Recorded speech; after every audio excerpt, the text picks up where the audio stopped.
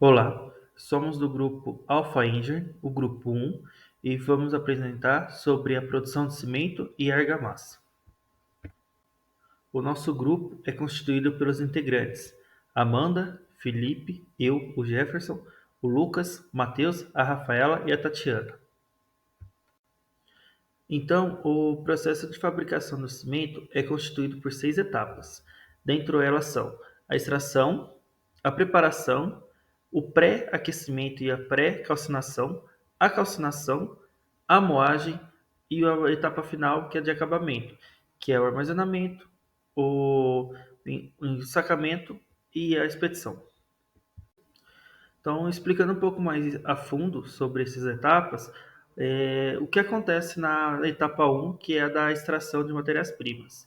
Elas são extraídas em predeiras e minas. Quais são essas matérias-primas?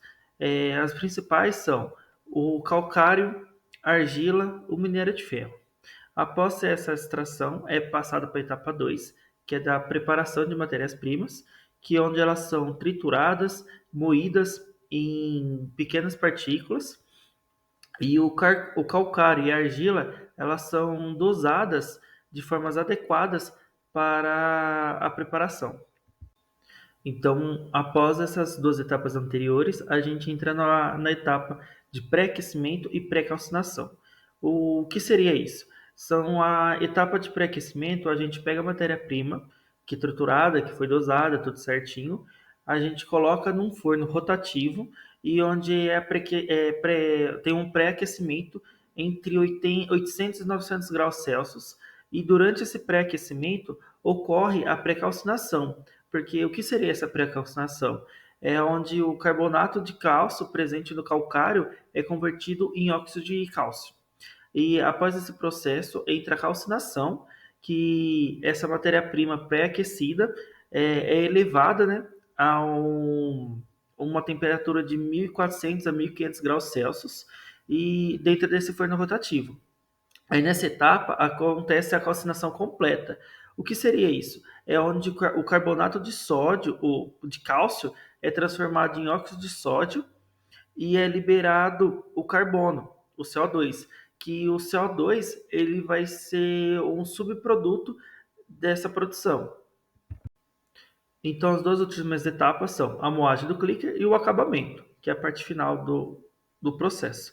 O que seria a moagem do clicker? Ou melhor, o que seria o clicker? O clicker é o produto resultante da calcinação.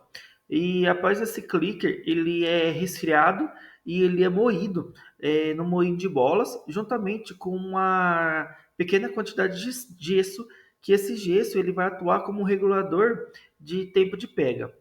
E, e nessa moagem do clicker que forma um cimento em pó fino. Então, após todo o procedimento, temos o produto, né?